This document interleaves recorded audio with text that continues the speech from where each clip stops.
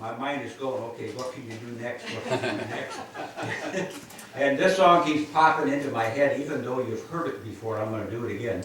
I tell everybody, this is a song that took me 60 years to learn. So some of you know where I'm going. And the reason it took me 60 years to learn is I knew the first part and I knew the last part, but I never knew the middle.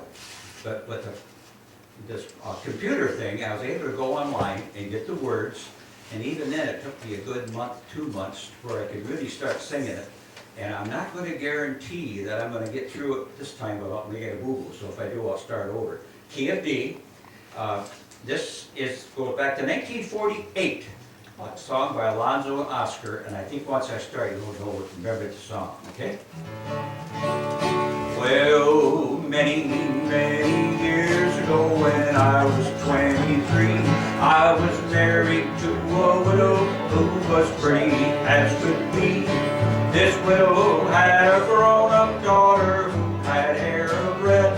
My father fell in love with her and soon the two were wed. This made my dad my son-in-law and changed my very life. Cause now my daughter was my mother, for she was my father's wife.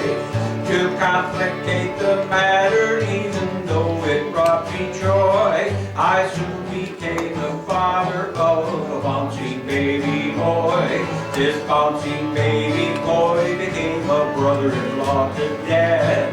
So he became my uncle, though it made me very sad. For if he were my uncle, then that also made him brother of the widow's grown-up daughter, who, of course, was my stepmother.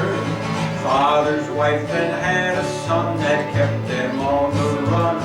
So he became my grandchild, for he was my daughter's son. My wife is now my mother's mother, and though it makes me blue, because although she is my wife, she's my grandmother too. So if my wife is my grandmother and I am her grandchild, every time I think of it, it nearly drives me wild. For now I have become